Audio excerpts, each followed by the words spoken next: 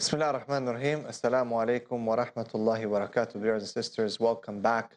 This is your host, Gabriel Al-Romaani, and we are watching Defense Against Disaster, where we are teaching you how to defend your faith against the attacks of people who want to misguide you, people who want to cause confusion. People who want to cause confusion in your house, in your community, in the ummah. And we are targeted. We are in the forefront of this attack. And you'll find people, sadly, now getting confused. Muslims are slowly saying, well, this doesn't make sense really, or that doesn't make sense. I don't understand. I don't agree with this interpretation. I don't agree with this hadith, this ayah. Let me, I don't know, I'll just live my life and so on. And the reality is that these things don't come just from people, from their nature or from inside. These things are sparked by people, by media, by the people who are really working around the clock to try to confuse the masses. In the previous episode, we continued talking about general counter techniques. And today we reached point number 6. And it is using wisdom. Now, wisdom is something very important. Some scholars have defined wisdom as putting the right thing in the right place at the right time. Okay? You need to understand what argument to use when, with who, how. You can't just have to everyone use the same type of argument. The Prophet ﷺ used to make sure he understands who he talks to, and you'll find him sometimes giving the same question a different answer. There's no contradiction there. He used wisdom. Someone would come and ask him something, and he'll tell him something. Because for that person, that would be the answer. And someone would come and ask him the same question, and he would give him a different answer. Because for that person, that was the correct answer. So you see, this is wisdom. To understand, putting the right thing in the right place at the right time. It might be sometimes that people will ask you a question, and when you know your audience and who's around you, you'll say, you know what? I don't have to answer this question right now. If you want to talk to me about this, we can talk in person. Why? Because you're using wisdom. You don't want to confuse the masses. And at the same time, sometimes you want to answer that question in front of people because you know that it's needed. And if you don't, it's going to cause confusion. Remember, your duty is not to destroy someone in an argument. Even though you have to sometimes show the reality and you have to make an example out of some people. And we find some scholars. We find the example of Imam Abu Hanifa, may Allah be pleased with him, who used to debate some of the atheists, some of the people who, I remember, he was late for one of the debates. And the people said, what's wrong? Why are you late?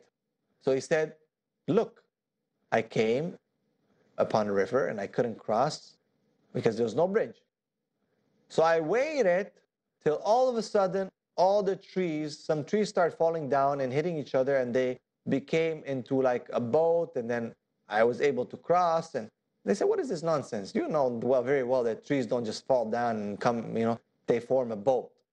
They said, you believe that this whole universe happened just like that, and you have a hard time believing that? And then obviously the argument was very clear. See, you have to use wisdom. You have to understand who you deal with what. Look at Musa when he went to Fir'aun. Allah subhanahu wa ta'ala instructed him to speak a word of kindness to him. Right? So some people, you have to be very careful and speak kindness to them. Even to some tyrants, you don't start from a very negative position. You want to be careful how you will speak to them sometimes. In any way, if you want to, as we said in the previous episode, the most important point when it comes to wisdom is to always go back to the basics. Always go back to what? To the basics.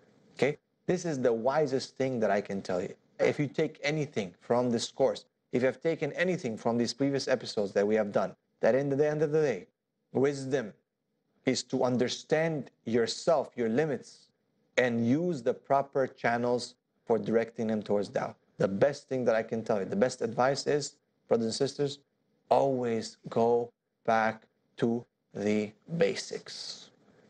I hope that is clear. Moving on, let us start now with the examples and some of the most or the greatest misconceptions that people have about Islam. I'm going to try to take them in order. I'm going to try to elaborate as much as I can. And these are the ones that we found that are some of the most common. Now, there are a lot more. And again, if you want to find more about the articles that we write and the misconception that we answer, you go to icraa.org, iqra.org, and you'll find a lot of articles in detail using academic and international citation standards with abstracts, with works cited pages, using some of the classical texts and the most authentic, inshallah, and reliable texts. So now you want to pay attention. Now you want to write even in more detail, and you want to turn back to these notes. Again, if you are the person who decides that you want to do something about this, that you want to become a champion for Islam, that you want to defend your community. So I hope that you are ready. Here we go. Bismillah. One of the first accusations that we see is what? If I say to you, complete this sentence, Muslims are blank, what will you say? Even if you're a Muslim, you'll say terrorist. Okay? So the first accusation is that Islam is a violent religion. And I want to make here a point very clear. With every action, there's a reaction. So what happens is, this is not the correct understanding, but people have gone on the defense. And because they have done so, they have actually changed things. So now what we hear from the du'at and people who always try to, sometimes sugarcoat things, they say Islam is a religion of peace. Well, Islam is a religion that inclines toward peace without a doubt. Or no, they'll say Islam is peace. Well, that's not actually correct. Because if we look into the history of Islam, there was battles. Like in the history of every civilization, everything, America was built on war. Any country that you look into their history, there was war. Okay, this is, as a writer said, that the only time that mankind was at peace is when they reloaded their weapons. Okay, war always existed. Now, if there's the history of Islam, does that make Islam as a violent religion? The reality is no. If we look in the Constitution of the United States of America, if we look into the Constitution of any country, you will find without a doubt that there are articles that pertain or are related to war. Does that mean that that country is a country of war? The answer is no. If any person objectively analyzes the verses of the Quran that talk about war, you find that they're very, very few. Okay? So how did this misconception come about? Again, it was because people with ill intentions wanted to create this misunderstanding for people to fear Islam. And once they fear Islam, then remember, they have caused the problems and they will also offer the solution. They say, oh, Islam is violent, these extremists, these terrorists. But don't worry, I'll protect you. We are the ones who will stand against together, okay, the war on terror. Look at this slogan that everyone says it. We know what happened with that slogan and what happened in the history of the 21st century. How we've been affected by this, just by a slogan, the war on terror. Muslims are terrorists. People started repeating it more and more and more. What's called the repetitive effect, meaning when you say something over and over and over and over again, the first time it's like, well, second time, third time, okay, fourth time, fifth time, sixth time. By the seventh, eighth time, you start saying, this is the truth. This is the repetitive effect. Islam is a violent religion. Islam is a violent religion. Islam is a violent religion. So again, what happened to the reaction? The people say, no, Islam is peace. Islam is peace. Islam is peace. And both of them are wrong. Both of them are wrong. Because Islam is a religion of monotheism. Islam is a religion that has peace at its core, of course, but has also war. There's war. Islam is a religion that teaches human beings how to conduct themselves, how to live at peace, of course.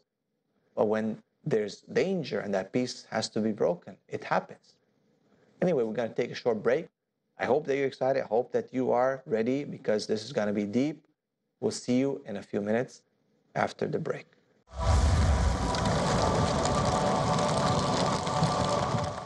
Assalamu alaikum wa rahmatullahi wa barakatuh. Welcome back.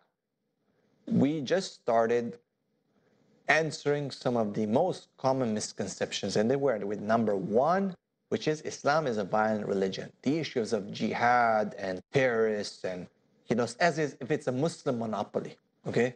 as if it is a Muslim monopoly. The whole world has focused on Islam, and they have actually closed a blind eye to all the other issues that are going around, all the other countries and all the other perpetrators who are causing so much injustice and killing so many people every day, while people are focusing on Islam. Actually, if you are to be objective and you look into the world and see who kills the most, and you find that Muslims are actually victims.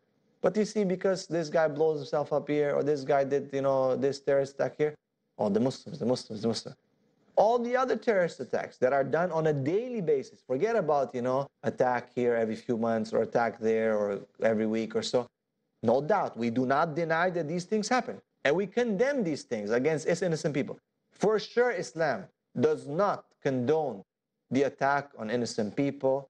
For sure, Islam does not condone the attack of non-combatants. For sure, Islam does not allow suicide bombing and all these weird things that people see, these crazy things that people see on TV. No doubt about it. But you see, at the same time, Islam does not allow drone bombing and all the chemical weapons that people use and so on, and entering and violating the different countries and so on, and not caring about the authority and the validity of a country. Islam does not allow that as well. But you see, people blame one and they will ignore all the other ones. They focus on this little tree and they ignore the rest of the forest. And that's exactly what happened. And any person who's objective will say, yeah, you have a point. No doubt I have a point. Open your eyes, read the news, see what happens. Count who invades who. Count the number of people. Look at the fatalities and what's happening around. It's very simple. It doesn't take a rocket scientist. Just do your math. Just look. Just do a bit of research. Go to Google and do a little bit of research, and then you'll find, without a doubt. But see, why? Why have we been brainwashed to believe that Islam is a religion of violence? And then, of course, as I said before the break, which causes the reaction for people to start becoming apologetic and say, no, Islam is a religion of peace. And then they start changing the religion. Why? To be politically correct, to show people that, no, you're wrong. See, we're becoming spineless, actually. Becoming sometimes a little bit, cowards. Instead of actually standing strong and say, look, we do not deny what's in our faith. We did not deny that there is jihad and there is, what the Prophet ﷺ, did, and the seerah is very clear. But this is all was in good and in working for the sake of Allah and upholding the words of Allah and giving victory to the believers and to the truth. This was no oppression. This was no injustice. This was not, irresponsible killing and terrorism and all these things. No. We will argue and fight anyone, intellectually that is, to show them that this is not correct. Intellectually. Okay? As we said, to show, subhanAllah, this kind of mentality, what happens? Oh, Muslims are violent. You have to defend yourself. What's happening? What's creating? It's actually creating what you're trying to accuse us of. And just look at all the hate crimes that have taken place against Muslims. Why? Because the same thing. People are saying, oh, they're violent, they're jihadis, they're this or that. So people are scared. And when they're scared, what do? They want to defend themselves. And they see a Muslim on the street. They say, well, if, I'm not going to wait for him to attack me. I'm going to attack him first. That's exactly what happens. Look after 9/11. Look at the ignorance of people, what happened. What did they do? They started attacking Sikh people. The religion of the Sikh who wear turbans and the beard, they confuse them for Muslims. In Canada, I remember, in America, that they attacked these people. They're so ignorant that they attacked them. They thought that they're Muslim. How ridiculous is that? See, because people fear what they don't. Instead of going and asking, excuse me, sir, where are you from? Oh, you okay? No, they just attacked them. They burned, Sikh temples because they thought that they're mosques. You see, ignorance of people can lead them to destruction, hatred. That's exactly what happened. Hatred was inseminated into the society because of these kind of misconceptions. Islam is not a violent religion. Islam is a religion of strength without violence. It's not violence and perpetrating the evil things against people, rape, taking over, and so. It's not like that. But at the same time, as we said, it's not the opposite, that we are, we won't touch an ant or so on. No. Islam is a religion of strength, no doubt about it. And they always use very, very, interesting. They use always the verses in Surah Tawbah. And they call them the verses of the sword. And that's why you have to be very, very careful. That yes, sometimes some people have commented and said certain things, but that does not mean that this is the correct understanding. We have said that one of our general techniques, and that we know that a commentary just from some, a scholar doesn't mean that this is a de facto, this is what Islam is about. Okay? We have to be very careful because these missionaries are looking for the commentary that fits their argument. Okay? They are looking for the commentary that fits their argument. So you have to be very careful that you understand, oh, so-and-so said this. Okay, fine. But that's not the Prophet ﷺ. Okay, for me, as Islam, my model is the Prophet Muhammad ﷺ. So we need to understand what he told us about Islam. Everyone else can be scrutinized, and we have to understand him in the light of what the Quran and the Sunnah tells us. So people have to be careful. You also have to understand who is making the accusation that Islam is a religion of violence. Is it a Christian, a person of the Jewish faith, a Hindu, a secular humanist? Who is making this accusation? So you know, again, to make your answer according to that. If you talk, for example, to a Christian, you say Islam is a religion of violence. Why? Well, because Surah Tawbah says this: kill them wherever you find them. First of all, remember to our previous episodes that we said that this is taken out of context. There's a context to those verses. It talks about a certain battle. Of course, when it's in battle, as we said, it's not like we hold hands and dance or something. No, there's a war. No doubt. You're going to fight. What are you going to tell your army? Give them a flower or something like that? No. There's war. No doubt about it. See, so if it's a Christian, you have to look back to, well, what did Jesus say? He says, I was not sent with peace, I was sent with a sword. So be careful. We look into the Old Testament for the Christian and the Jewish person. That Moses fought, that all the prophets fought. Okay? People, God ordered them to fight. How many wars? I challenge you, go look into the Bible, into the Old Testament, see how many wars, and compare the verses of war in the Bible versus the verses of war in the Quran, and see the difference. Does that make Christianity a religion of war and of violence? I ask you that question. Be fair. Does a Muslim ever attack and say, oh, your religion is a religion of violence? No. We understand the context. We understand that it's God who ordered the wars. We understand that the prophets carried the orders of God because they were the carriers of the message of God. Because in the end of the day, these are the people who are enforcing the law. And anyone who goes against the law will be enforced. What does the police do? Do they offer donuts to criminals? No, they'll punish them. Why? Because the police is the law. The same way these prophets were the law of the universe, the law of God. Therefore, they upheld that. Does the police give you a gift for breaking the law of God? No. They will imprison you. They'll punish you, whatever it is. See, we don't think like that. We think only from our perspective. Oh, I don't like this. Therefore, I will point my finger and I'll criticize that. That's not the way it is. Let's say a secular humanist talks to you, because this is difficult, right? Now, you cannot go to this person and say, your Bible or your book says this. What book? They don't believe in any book. But you will see the double standard. See, the thing is that in the end of the day, most people will not follow a certain line of thought. So when you talk to a secular humanist, he has no book to be followed by. How are you going to debate them? If they accuse you and say you're a religion of violence, then simply you ask him, well, okay, so what do you support? Do you support the invasion of this country, that country? Which regime do you support? What do you believe? Which understanding should humanity follow? And then he'll say something like either our understanding of the country so-and-so, or he'll say, no, everyone should just be at peace. You say, okay, fine, but how come no one's really doing it? No, but so what? We'll make you president of the world or of this country? And then you'll offer peace? Why? But someone will not agree with you. And what will happen? He'll fight you. So what will you do? You will embrace him?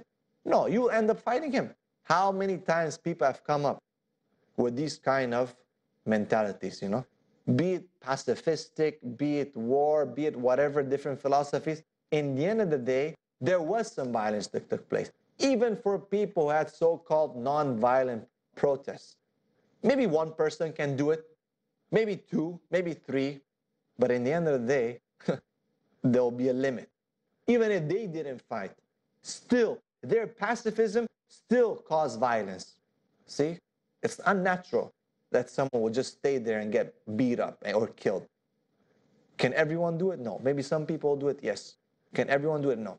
Even the so-called misconception of give the other cheek to your enemy, that supposedly Jesus said it. Think about it. Can everyone do that? Someone slaps you on one face, you're going to tell them, okay, slap me here as well? That doesn't make sense. If, they say, give your enemy the other cheek. Okay, what? Who is our greatest enemy? Satan. Are you going to give the cheek to Satan? Okay, love your enemy? It's a very nice slogan. But when scrutinized, when analyzed, okay, we find that it doesn't make sense. Who is your biggest enemy? Love your enemy. How can you love your enemy? Who is your biggest enemy? Satan. Do you love Satan? Come on, let's be honest. No, you don't. It's a nice slogan. It means nice. Has it ever been applied? Okay, someone comes and wants to break into your house. He's your enemy. You're going to say, Tafaddal, come, please, come take over. Let me open the door for you. Oh, by the way, the safe is upstairs. Oh, my wife is in the other room. Go, please, take her. Come on, doesn't make sense. Think, brothers, think. Allah subhanahu wa ta'ala has given us a brain to think. We ran out of time, subhanAllah, and we're going to continue with this. I hope that you are following up. I hope that this is clear enough, inshallah. We'll be right, inshallah, back on the next episode. Make sure you stay tuned. Make sure you take notes. This is Defense Against Disaster, Defense Against Intellectual Apostasy. Assalamu alaikum wa rahmatullahi wa barakatuh.